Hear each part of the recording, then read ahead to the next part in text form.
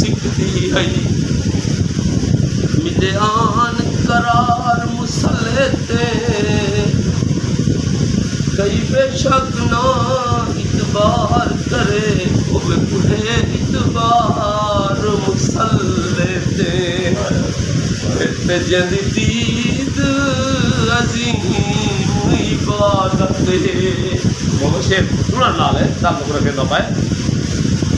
जदीद अजीम इबादत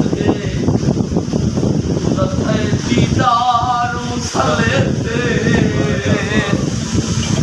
जान खुद करम करीम किते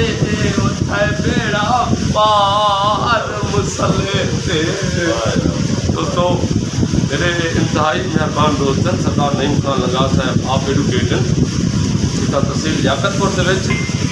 बस इन्हें आज बहुत तान जान को साहब सब 93 में कोई शेर आख सक दो